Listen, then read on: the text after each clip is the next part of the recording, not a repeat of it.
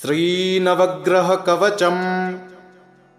शिरो मे पातु मार्तण्डो कपालं रोहिणीपतिः मुखमङ्गारकः पातु कण्ठश्च शशिनन्दनः बुद्धिं जीवः सदा पातु हृदयं भृगुनन्दनः जठरं च शनिः पातु जिह्वां मेदितिनन्दनः पादौ केतुः सदा पातु वाराः सर्वाङ्गमेव च तिथयोष्टौ दिशः पान्तु नक्षत्राणि वपुः सदा अंसौ राशिः सदा पातु योगाश्च स्थैर्यमेव च गुह्यं लिङ्गं सदा पान्तु सर्वे ग्रहाः शुभप्रदाः अणिमादीनि सर्वाणि लभते यः पठेद् ध्रुवम् एतां रक्षां पठेद्यस्तु भक्त्या स प्रयतः सुधीः सचिरायुः सुखी पुत्री रणे च विजयी भवेत् अपुत्रो लभते पुत्रं धनार्थी धनमाप्नुयात् दारार्थी लभते भार्यां सुरूपां सुमनोहरां रोगी रोगात् प्रमुच्येत बद्धो मुच्येत बन्धनात् जले स्थले चान्तरिक्षे कारागारे विशेषतः यः करे धारये नित्यं भयं तस्य न विद्यते ब्रह्महत्यासुरापानं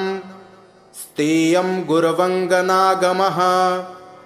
सर्वपापैः प्रमुच्येत कवचस्य च धारणात् नारी वामभुजे धृत्वा सुखैश्वर्यसमन्विता काकवन्ध्या जन्मवन्ध्या मृतवत्सा च या भवेत् बह्वपत्या जीववत्सा कवचस्य प्रसादतः शिरो मे पातु मार्तण्डो कपालं रोहिणीपतिः मुखमङ्गारकः पातु कण्ठश्च शशिनन्दनः बुद्धिं जीवः सदा पातु हृदयं भृगुनन्दनः जठरं च शनिः पातु जिह्वां मेदितिनन्दनः पादौ केतुः सदा पातु वाराः सर्वाङ्गमेव च तिथयोष्टौ दिशः पान्तु नक्षत्राणि वपुः सदा अंसौ राशिः सदा पातु योगाश्च स्थैर्यमेव च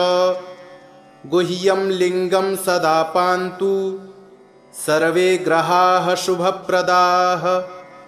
अणिमादीनि सर्वाणि लभते यः पठेद् ध्रुवम् एतां रक्षां पठेद्यस्तु भक्त्या स प्रयतः सुधीः सचिरायुः सुखी पुत्री रणे च विजयी भवेत् अपुत्रो लभते पुत्रं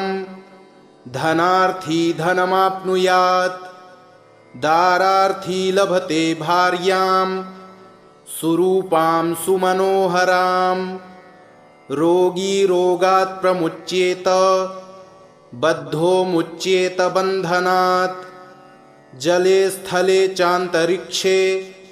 कारागारे विशेषतः यः करे धारये नित्यं भयं तस्य न विद्यते ब्रह्महत्यासुरापानं स्तेयं गुर्वङ्गनागमः सर्वपापैः प्रमुच्येत कवचस्य च धारणात् नारी वामभुजे धृत्वा सुखैश्वर्यसमन्विता काकवन्ध्या जन्मवन्ध्या मृतवत्सा च या भवेत् बह्वपत्या जीववत्सा कवचस्य प्रसादतः शिरो मे पातु मार्तण्डो कपालं रोहिणीपतिः मुखमङ्गारकः पातु कण्ठश्च शशिनन्दनः बुद्धिं जीवः सदा पातु हृदयं भृगुनन्दनः जठरं च शनिः पातु जिह्वां मेदितिनन्दनः पादौ केतुः सदा पातु वाराः सर्वाङ्गमेव च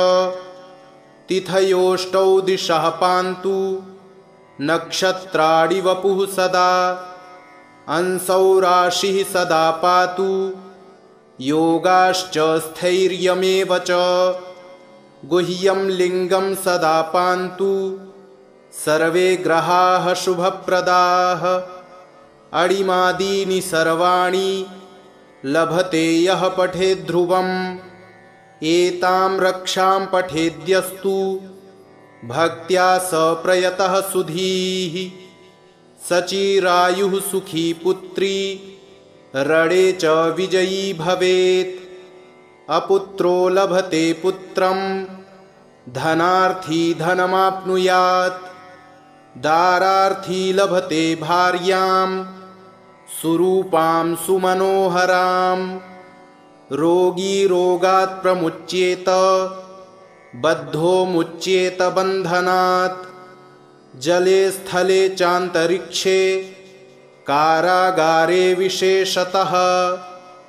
यः करे धारये नित्यं भयं तस्य न विद्यते ब्रह्महत्या सुरापानं स्तेयं गुर्वङ्गनागमः सर्वपापैः प्रमुच्येत कवचस्य च धारणात् नारी वामभुजे धृत्वा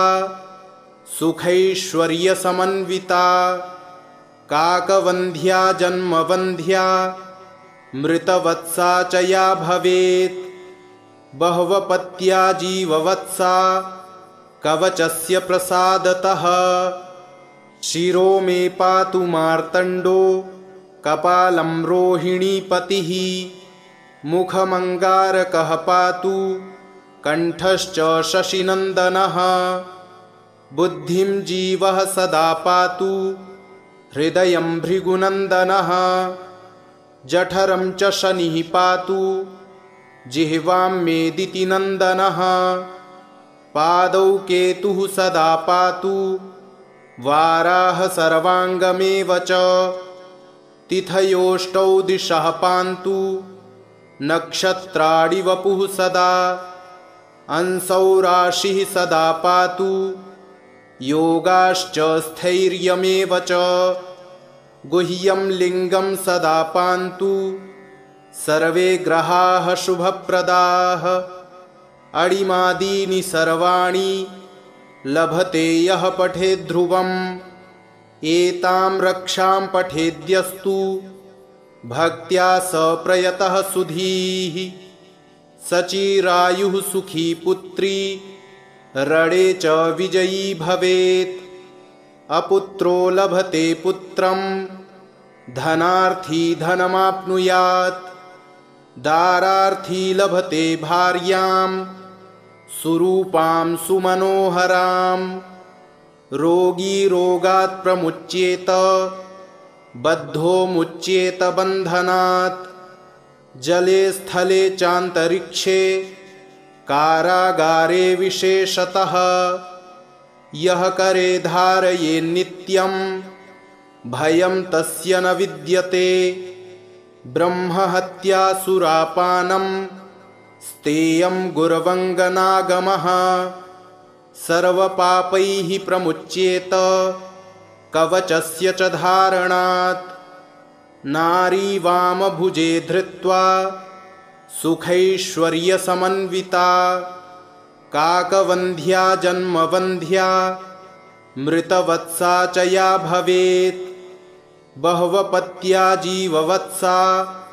कवचस्य प्रसादतः शिरो मे पातु मार्तण्डो कपालं रोहिणीपतिः मुखमङ्गारकः पातु कण्ठश्च शशिनन्दनः बुद्धिं जीवः सदा पातु हृदयं भृगुनन्दनः जठरं च शनिः पातु जिह्वां मेदिति नन्दनः पादौ केतुः सदा पातु वाराः सर्वाङ्गमेव च तिथयोष्टौ दिशः पान्तु नक्षत्राणि वपुः सदा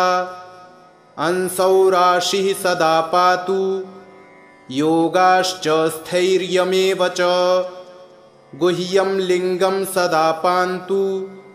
सर्वे ग्रहाः शुभप्रदाः अणिमादीनि सर्वाणि लभते यः पठेद् ध्रुवम् एतां रक्षां पठेद्यस्तु भक्त्या स प्रयतः सुधीः सचिरायुः सुखी पुत्री रणे च विजयी भवेत् अपुत्रो लभते पुत्रं धनार्थी धनमाप्नुयात् दारार्थी लभते भार्यां सुरूपां सुमनोहरां रोगी रोगात् प्रमुच्येत बद्धो मुच्येत बन्धनात् जले स्थले चान्तरिक्षे कारागारे विशेषतः यः करे धारये नित्यं भयं तस्य न विद्यते ब्रह्महत्यासुरापानं स्तेयं गुर्वङ्गनागमः सर्वपापैः प्रमुच्येत कवचस्य च धारणात् नारी वामभुजे धृत्वा सुखैश्वर्यसमन्विता काकवन्ध्या जन्मवन्ध्या मृतवत्सा च या भवेत् बह्वपत्या जीववत्सा कवचस्य प्रसादतः शिरो मे पातु मार्तण्डो कपालं रोहिणीपतिः मुखमङ्गारकः पातु कण्ठश्च शशिनन्दनः बुद्धिं जीवः सदा पातु हृदयं भृगुनन्दनः जठरं च शनिः पातु जिह्वां मेदिति नन्दनः पादौ केतुः सदा पातु वाराः सर्वाङ्गमेव च तिथयोष्टौ दिशः पान्तु नक्षत्राणि वपुः सदा अंसौ राशिः सदा पातु योगाश्च स्थैर्यमेव च गुह्यं लिङ्गं सदा पान्तु सर्वे ग्रहाः शुभप्रदाः अणिमादीनि सर्वाणि लभते यः पठेद् ध्रुवम् एतां रक्षां पठेद्यस्तु भक्त्या स प्रयतः सुधीः सचिरायुः सुखी पुत्री रणे च विजयी भवेत् अपुत्रो लभते पुत्रं धनार्थी धनमाप्नुयात् दारार्थी लभते भार्यां सुरूपां सुमनोहरां रोगी रोगात् प्रमुच्येत बद्धो मुच्येत बन्धनात् जले स्थले चान्तरिक्षे कारागारे विशेषतः यः करे धारये नित्यं भयं तस्य न विद्यते ब्रह्महत्यासुरापानं स्तेयं गुर्वङ्गनागमः सर्वपापैः प्रमुच्येत कवचस्य च धारणात् नारी वामभुजे धृत्वा सुखैश्वर्यसमन्विता काकवन्ध्या जन्मवन्ध्या मृतवत्सा च या भवेत् बह्वपत्या जीववत्सा कवचस्य प्रसादतः शिरो मे पातु मार्तण्डो कपालं रोहिणीपतिः मुखमङ्गारकः पातु कण्ठश्च शशिनन्दनः बुद्धिं जीवः सदा पातु हृदयं भृगुनन्दनः जठरं च शनिः पातु जिह्वां मेदिति नन्दनः पादौ केतुः सदा पातु वाराः सर्वाङ्गमेव च तिथयोष्टौ दिशः पान्तु नक्षत्राणि वपुः सदा अंसौ राशिः सदा पातु योगाश्च स्थैर्यमेव च गुह्यं लिङ्गं सदा पान्तु सर्वे ग्रहाः शुभप्रदाः अणिमादीनि सर्वाणि लभते यः पठेद् ध्रुवम् एतां रक्षां पठेद्यस्तु भक्त्या स प्रयतः सुधीः सचिरायुः सुखी पुत्री रणे च विजयी भवेत् अपुत्रो लभते पुत्रं धनार्थी धनमाप्नुयात् दारार्थी लभते भार्यां सुरूपां सुमनोहरां रोगी रोगात् प्रमुच्येत बद्धो मुच्येत बन्धनात् जले स्थले चान्तरिक्षे कारागारे विशेषतः यः करे धारये नित्यं भयं तस्य न विद्यते ब्रह्महत्या सुरापानं स्तेयं गुर्वङ्गनागमः सर्वपापैः प्रमुच्येत कवचस्य च धारणात् नारी वामभुजे धृत्वा सुखैश्वर्यसमन्विता काकवन्ध्या जन्मवन्ध्या मृतवत्सा च या भवेत् बह्वपत्या जीववत्सा कवचस्य प्रसादतः शिरो मे पातु मार्तण्डो कपालं रोहिणीपतिः मुखमङ्गारकः पातु कण्ठश्च शशिनन्दनः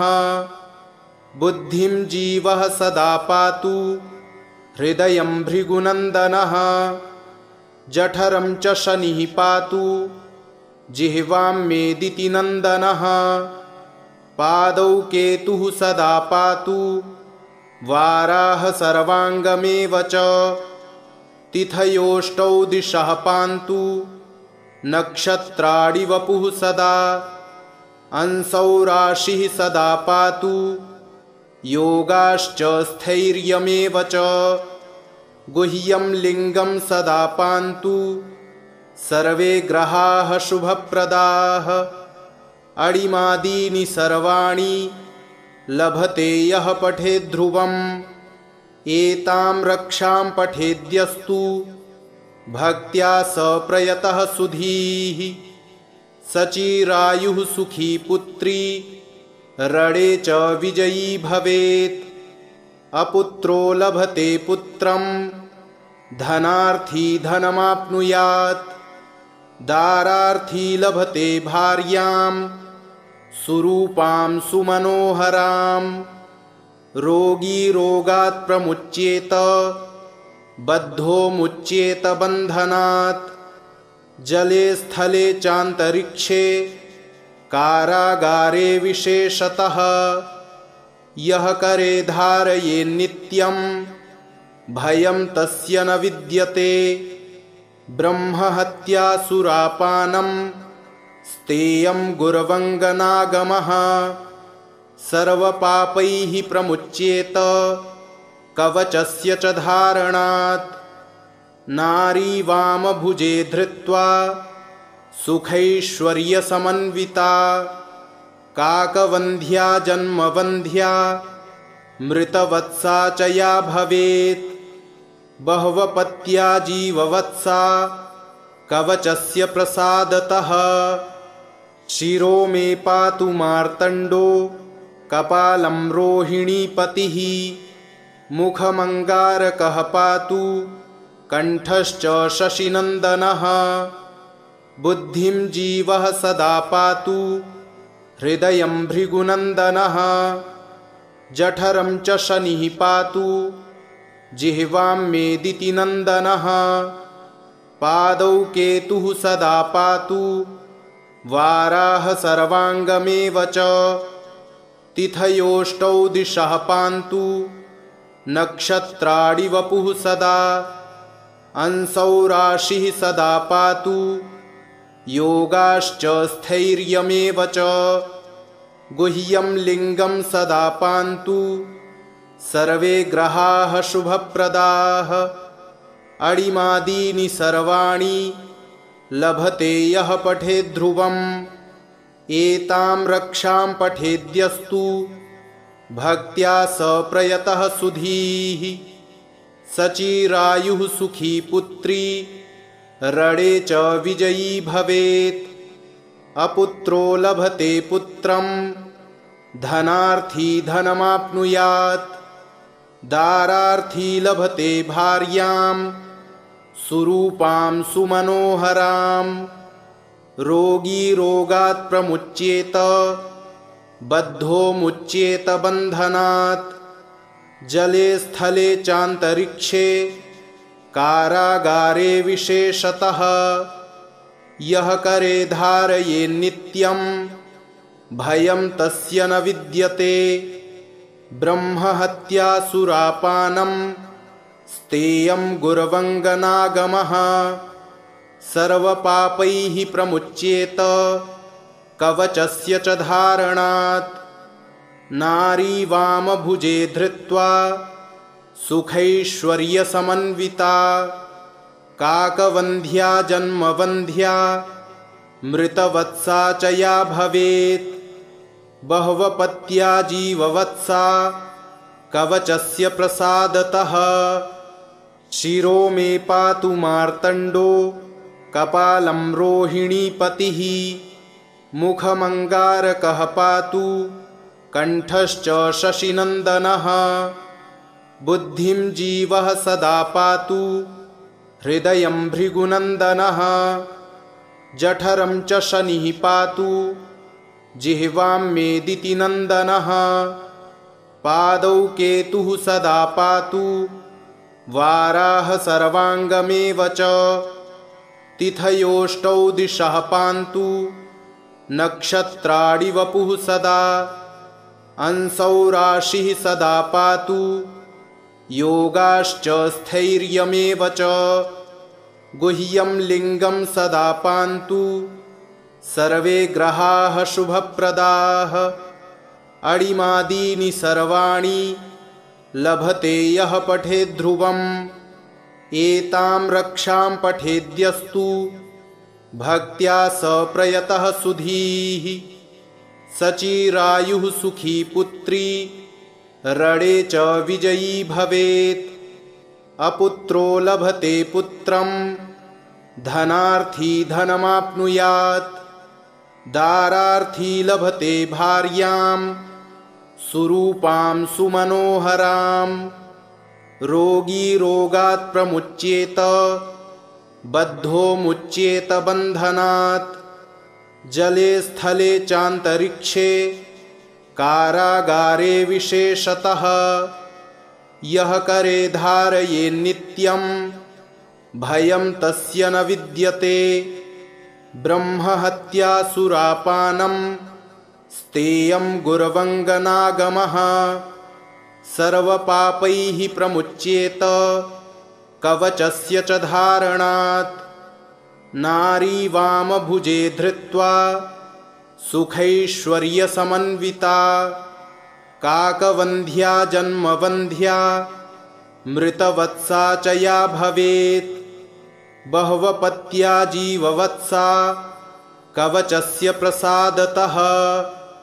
शिरो मे पातु मार्तण्डो कपालं रोहिणीपतिः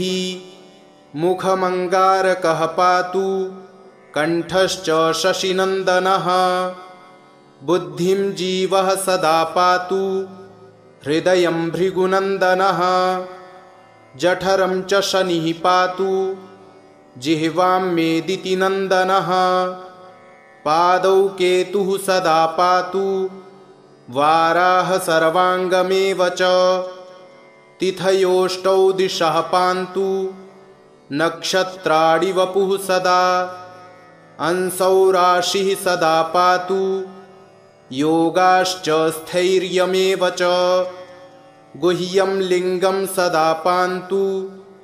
सर्वे ग्रहाः शुभप्रदाः अणिमादीनि सर्वाणि लभते यः पठेद् ध्रुवम् एतां रक्षां पठेद्यस्तु भक्त्या स प्रयतः सुधीः सचिरायुः सुखी पुत्री रणे च विजयी भवेत् अपुत्रो लभते पुत्रं धनार्थी धनमाप्नुयात् दारार्थी लभते भार्यां सुरूपां सुमनोहरां रोगी रोगात् प्रमुच्येत बद्धो मुच्येत बन्धनात् जले स्थले चान्तरिक्षे कारागारे विशेषतः यः करे धारये नित्यं भयं तस्य न विद्यते ब्रह्महत्यासुरापानं स्तेयं गुर्वङ्गनागमः सर्वपापैः प्रमुच्येत कवचस्य च धारणात् नारी वामभुजे धृत्वा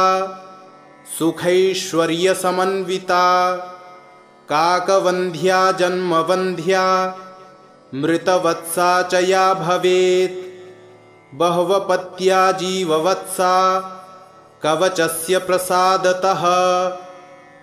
इति श्रीगृहयामले उत्तरखण्डे नवग्रहकवचं सम्पूर्णम्।